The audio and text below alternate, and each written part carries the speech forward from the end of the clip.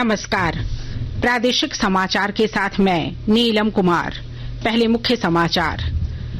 कर्नाटक विधानसभा चुनाव में कांग्रेस को स्पष्ट बहुमत, भाजपा दूसरे और जनता दल एस तीसरे स्थान पर।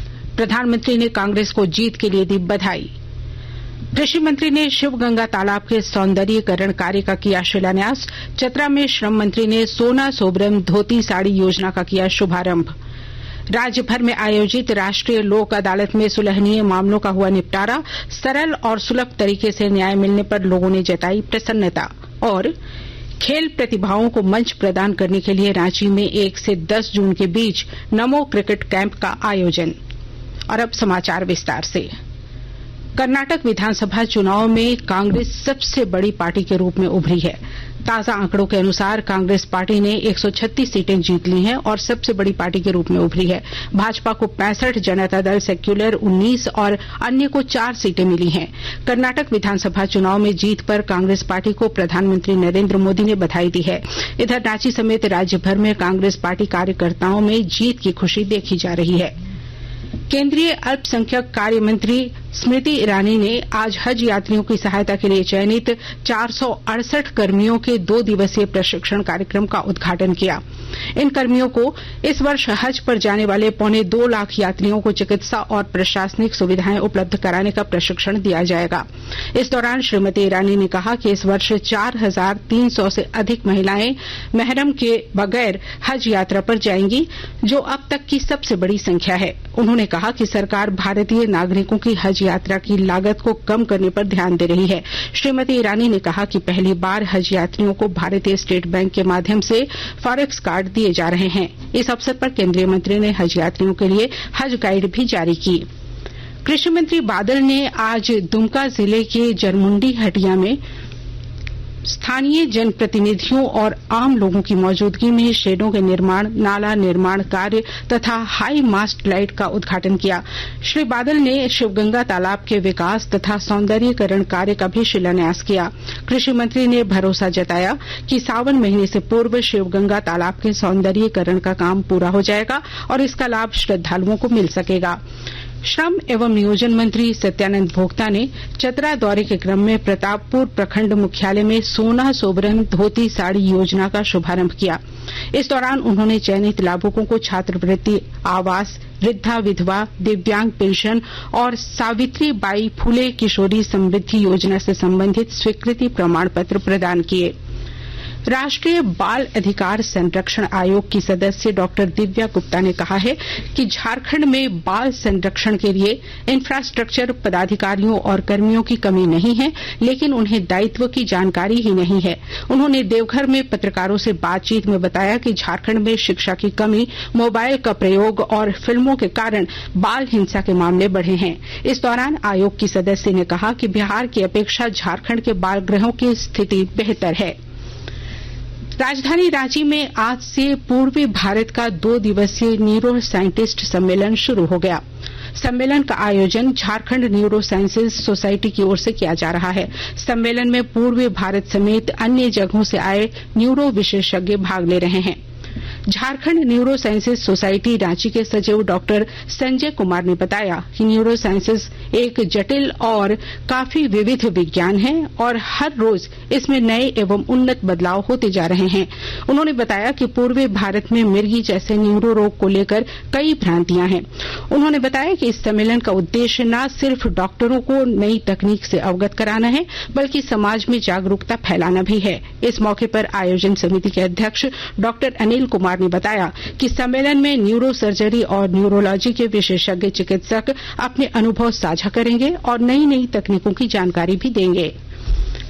केंद्र सरकार की पहल पर जामताड़ा जिले में पर्यावरण संतुलन एवं प्रकृति अनुकूल जीवन शैली अपनाने को लेकर आम एवं खास लोगों को जागरूक करने का प्रयास किया जा रहा है। इसी क्रम में आज नारायणपुर वन क्षेत्र कार्यालय परिसर में पर्यावरण जागरूकता कार्यशाला का आयोजन किया गया।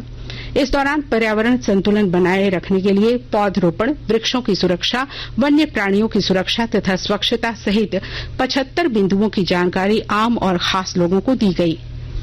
देवघर एयरपोर्ट बनने के बाद से 4 शहरों को कोलकाता, दिल्ली, पटना और रांची को हवाई सेवा से जोड़ा गया है। विमानन कंपनी इंडिगो की तरफ से मिली सूचना के अनुसार रांची और पटना के लिए जो फ्लाइट प्रत्येक दिन देवघर एयरपोर्ट से उड़ान भरती थी, उसमें 1 जून से बड़ा बदलाव किया गया है।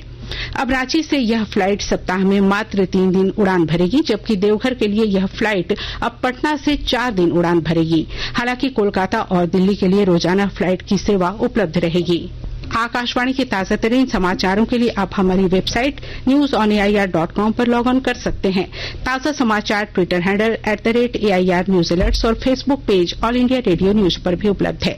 आप प्रादेशिक समाचार एकांश के Twitter handle @AIR news _Ranchi और फेसबुक, इंस्टाग्राम पेज तथा YouTube channel AIR news Ranchi पर भी हमारे बुलेटिन सुन सकते हैं। प्रादेशिक समाचार आप आकाशवाणी रांची से सुन रहे हैं। शेष समाचार इस विराम के बाद।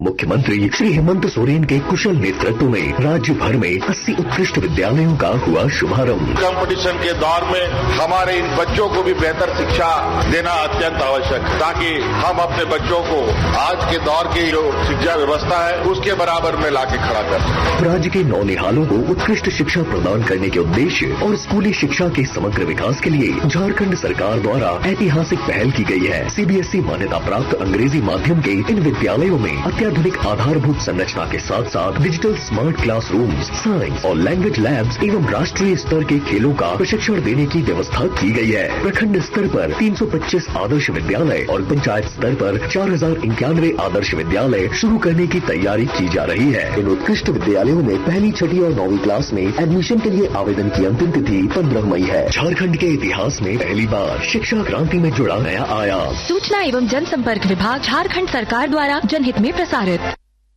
प्रादेशिक समाचार में आपका एक बार फिर से स्वागत है।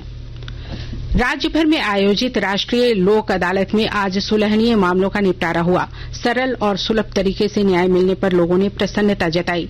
खूंटी जिले में आयोजित लोक अदालत में 8,358 मामलों का निष्पादन हुआ। उधर हजारीबाग में 270 मामलों का निष्पादन किया गया। पश्चिमी सिंहभूम जिले में आयोजित राष्ट्रीय लोक अदालत में 6,000 से अधिक मामलों का निपटारा किया गया। गिरिडीह में आयोजित राष्ट्रीय लोक अदालत में कई मामलों का निपटारा किया गया और कई लाभुकों के बीच चेक का वितरण किया गया। राज्य के अन्य जिलों में लोक अदालत के माध्यम से सुलहनीय मामलों का निपटारा किया गया। रामगढ़ पुलिस ने लूट कांड के 2 मामलों का खुलासा करते हुए 5 अपराधियों को गिरफ्तार किया है। गिरफ्तार अपराधियों के पास से पुलिस ने 2 पिस्टल, 4 जिंदा कारतूस, 25,000 रुपए नकद और 2 मोबाइल फोन बरामद किए हैं। जिले के पुलिस अधीक्षक पीयूष पांडे ने बताया कि गिरफ्तार आरोपियों का पुराना आपराधिक इतिहास रहा है और इनके तार अन्य राज्यों से भी जुड़े हुए हैं। रांची के बुकरू स्थित शारदा ग्लोबल स्कूल में आगामी 1 जून से 10 जून के बीच नमो क्रिकेट कैंप का आयोजन किया जाएगा। यह जानकारी आज रांची में आयोजित प्रेस वार्ता में सांसद संजय सेठ ने दी। उन्होंने बताया कि 17 वर्ष से कम आयु वर्ग के लिए आयोजित इस क्रिकेट कैंप का संचालन बिहार झारखंड के भूतपूर्व खिलाड़ी प्रदीप खन्ना करेंगे। इन गर्मी छुट्टियों में नमो क्रिकेट कैंप जो 1 जून से लेकर 10 जून तक होगा, जिसमें सुबह 7 बजे से दोपहर 12 बजे तक ट्रेनिंग होगी। ऐसे 50 बच्चों की ट्रेनिंग होगी और वो अंडर 17 होगा और उसकी अंतिम तिथि 25 जून है। और उसमें कैंप में भाग लेने वाले के लिए जो फॉर्म होगा वो तो यहाँ मिलेगा, किंतु डायरेक्टली कोई नहीं आएगा, स्कूल के थ्रू ही नाम आएगा। तो उसके लिए 28 जून को उनका एक ट्रायल होगा, ट्रेनिंग होगी, कैंप होगा, वो शारदा ग्लोबल स्कूल बुकरू में होगा। और अब अंत में मुख्य समाचार एक बार फिर। कर्नाटक विधानसभा चुनाव में कांग्रेस को स्पष्ट बहुमत, भाजपा दूसरे और जनता दल इस तीसरे स्थान पर। प्रधानमंत्री ने कांग्रेस को जीत के लिए दी बधाई। कृषि मंत्री ने शिवगंगा तालाब के सौंदर्यीकरण कार्य का किया शिलान्यास। चतरा में श्रम मंत्री ने सोना सोबरन धोती साड़ी योजना का किया शुभारंभ। राज्य भर में आयोजित राष्ट्रीय लोक अदालत में सुलहनीय मामलों का हुआ निपटारा। सरल और सुलभ तरीके से न्याय मिलने पर लोगों ने जताई प्रसन्नता। और खेल प्रतिभाओं को मंच प्रदान करने के लिए रांची में 1 से 10 जून के बीच नमो क्रिकेट कैंप का आयोजन। इसके साथ ही आकाशवाणी रांची से प्रादेशिक समाचार का ये बुलेटिन समाप्त हुआ। नमस्कार।